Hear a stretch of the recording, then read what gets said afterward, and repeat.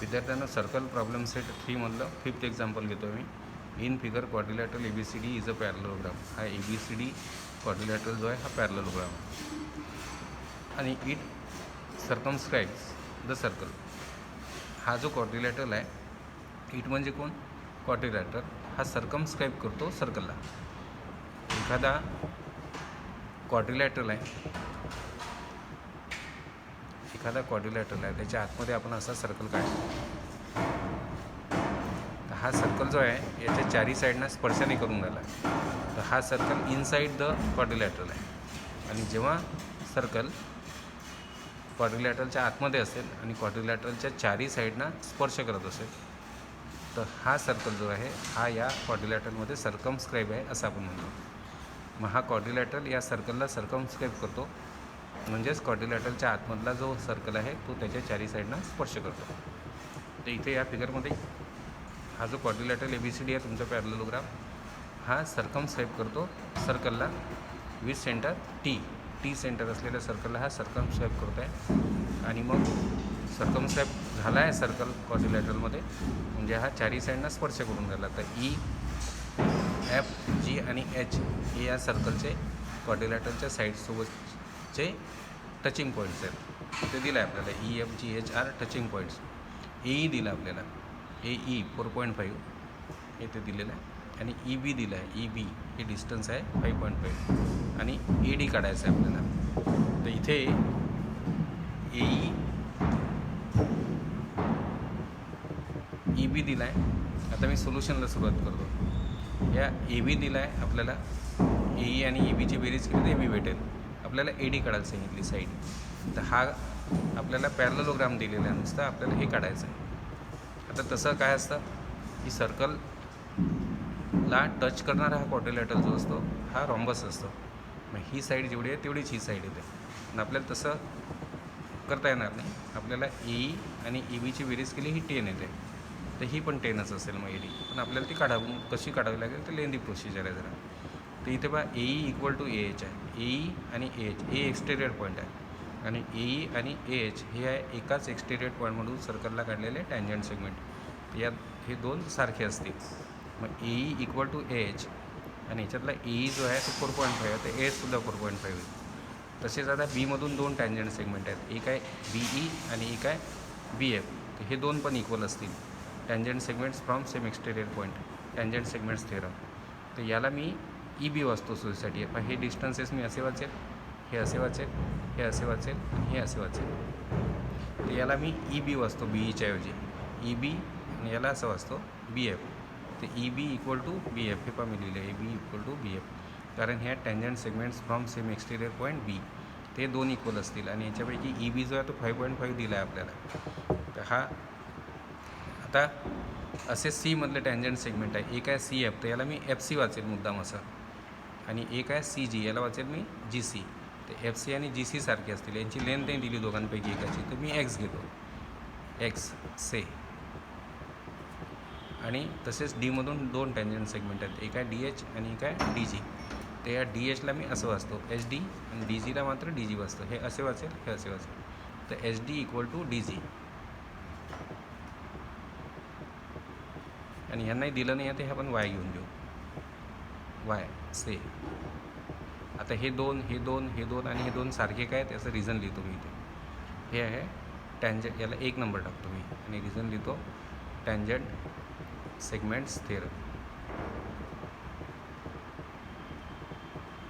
Tangent segments थेरमनुसार हे दोन आणि हे दोन सारखे. हे A मधले टँजंट सेगमेंट्स आहे, हे B मधून आहे, C मधून आहे, D मधून आहे.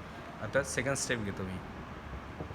सेकंड स्टेपमध्ये आता आपण काय करू, याच्या ह्या अपोजिट साईड्स आहेत यांची सम करू, ADची आणि BCची. आता अपोजिट साईड जे असतात हे इक्वल असतात एवढं लक्षात घ्या फक्त तुम्ही. पण यांची सम करू. आता हे फोड करू आपण, याची फोड करू आपण ADची AH प्लस HD. तर हे प्लस आणि BCची सम करू आपण BF प्लस FC. तिथे बिटवीनच टाका, H is between A and D आणि F is between B and C.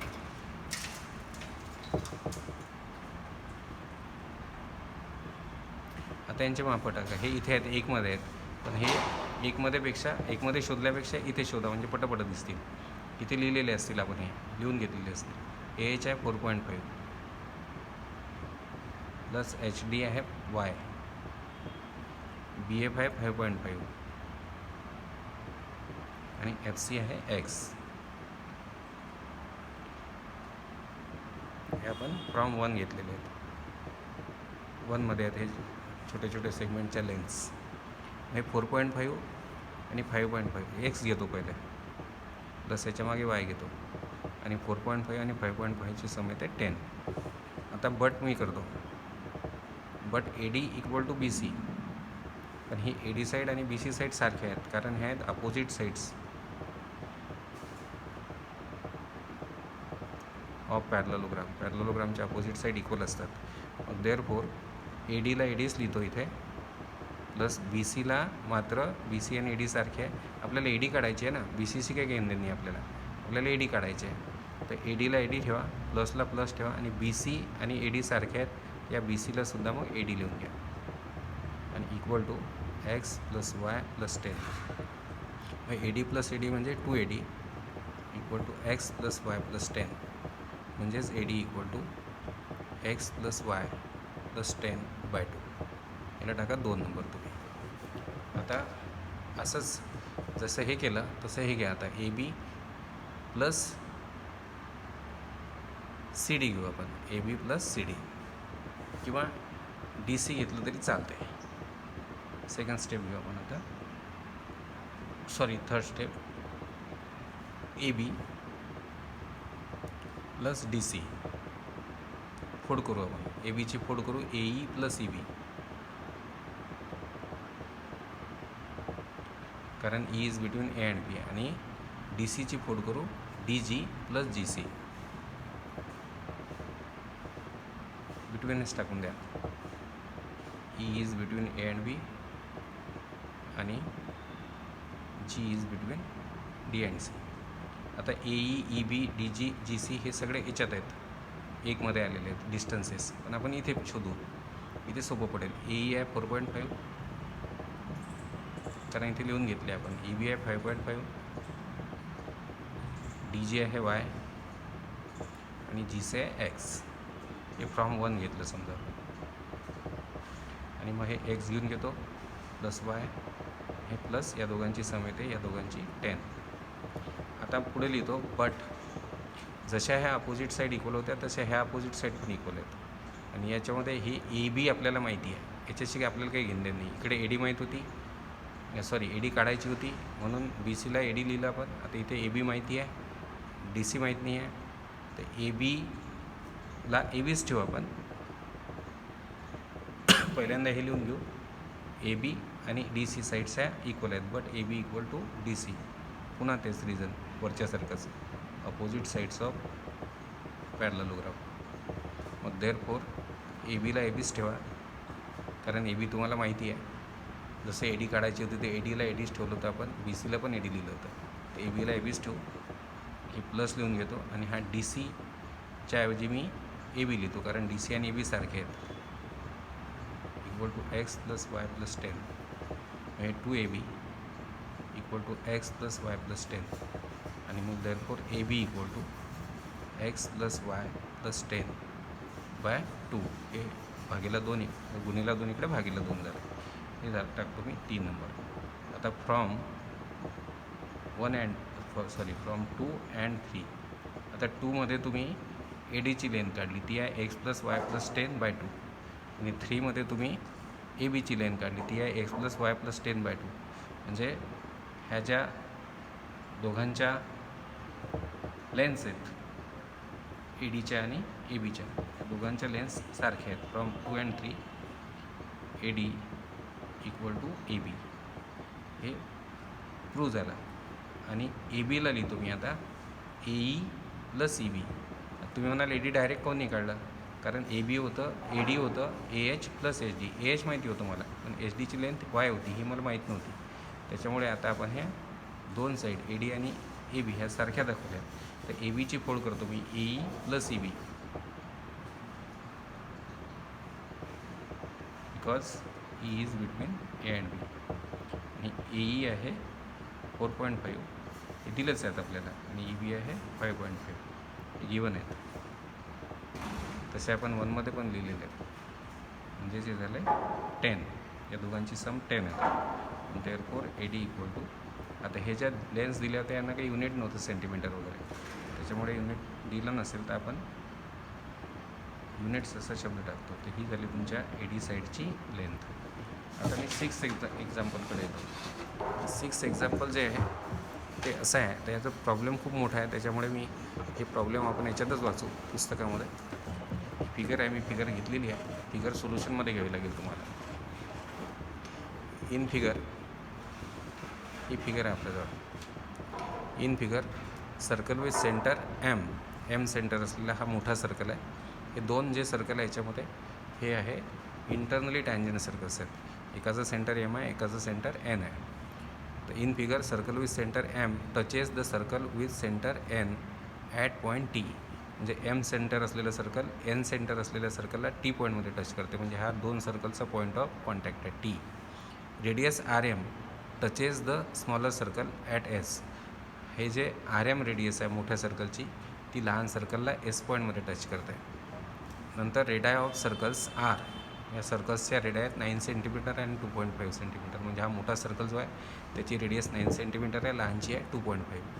Find the answers of the following questions, hence find the ratio M S is to S R. हा ratio पण काढायचा आहे M एसचा आणि S आरचा. आणि ह्या काढायला सांगितलं आहे. Find the length of segment M T सेगमेंटची लेंथ काढा.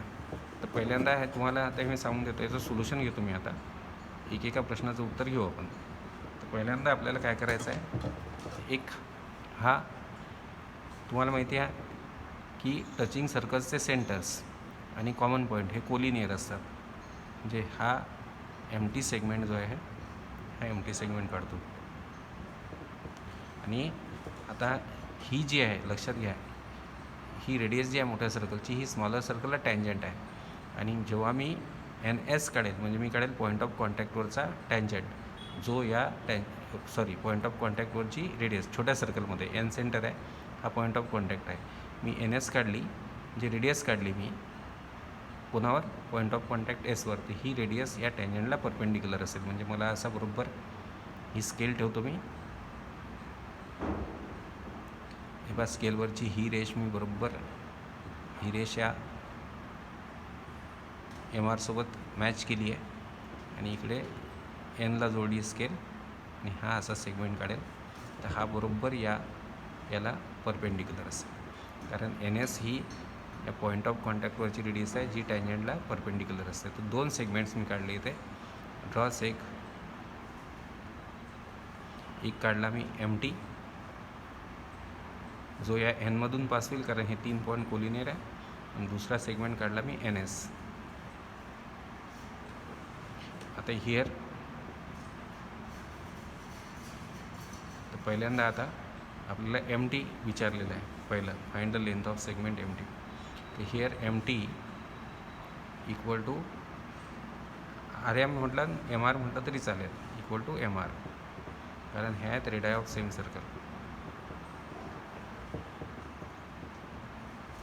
आणि सेम सर्कलच्या रेडाय इक्वल असतात. देअरफॉर एम टी झाला 9 सेंटीमीटर. एम टी विचारलं होतं आपल्याला. आता आपल्याला काढायला सांगितलं length of segment M N. या एम एन सेगमेंटची लेंथ आपल्याला काढायची. तर एम एन सेगमेंटची लेंथ काढायला आपण कशी काढू पहा. सेकंड, एम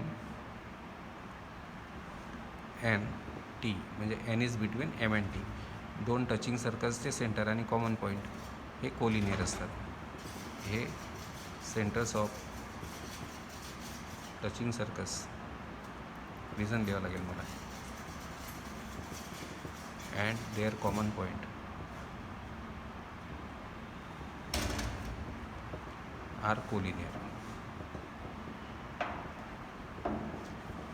देअरफॉर आपल्याला एम एन विचारलं, M N plus N T equal to M T, M N plus N T equal to M T. तर एम एन जो आहे ते आपल्याला काढायचं आहे. एन टी पहा, ही स्मॉलर सर्कलची रेडियस आहे एन टी. एन टी ही एम एन काढायचं आहे. एन टी ही स्मॉलर सर्कलची रेडियस आहे, तर ती आहे 2.5 दिली आहे आपल्याला. आणि एम टी आत्ताच काढला आपण, हे आहे 9. एम एन इक्वल टू होईल 9 मायनस 2.5. देअरफोर एम एनमधून 9मधून पहिले 2 काढा 7, आणि 7मधून 0.5 म्हणजे 6.5 एवढे सेंटीमीटर. ही काढला तुम्ही एम एन. आता तुम्हाला काय काढायचं सांगितलं आहे, find measure of angle N S M. हा जो एन एस एम, आता हा एन एस जो आहे ही पॉईंट ऑफ कॉन्टॅक्टवरची रेडियस आहे, कारण हा छोटा सर्कलचा सेंटर एन आहे. ही पॉईंट ऑफ कॉन्टॅक्टवरची रेडियस आहे, ती टँजंटला परपेंडिक्युलर असते. ते एन एस एम अँगल हा तिसरी स्टेप घेतो आहे मी. अँगल एन एस एम हा आहे 90 डिग्रीचा. कोणत्या थिअरमने? Tangent theorem. आणि आता 3 प्रश्नांचे उत्तर झाले, पण आता एक चौथा प्रश्न असा राहिला, रेशो काढायला सांगितला, S M is to S R. आता S M is to S R काढायला पहिले आपण M S is to S R, तर एम एस काढायचं पहिले. तर in right triangle M M N S, in right triangle M N S, हा N S M 90चा आहे, त्याच्यामुळे हा राईट ट्रायंगल झाला. N M S by Pythagoras theorem.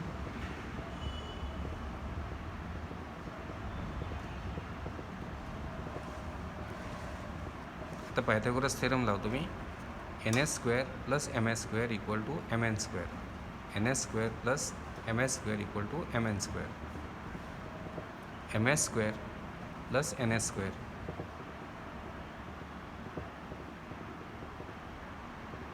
Equal to M N square. आता एम एस तुम्हाला काढायचा आहे. एम एस आणि एस आरचा रेशो काढायला तुम्हाला एम एस भेटणार आहे पहिले. तर एम एस स्क्वेअर तसंच राहील. एन एस जी आहे ही स्मॉलर सर्कलची रेडियस आहे, जी 2.5 आहे. आणि एम एन आत्ताच काढला आहे तुम्ही, ते आहे 6.5. तर 6.5चा स्क्वेअर म्हणजे M S square equal to 6.5 square, हा ब्रॅकेट नाही घेतला तरी चालतो, मायनस 2.5 स्क्वेअर.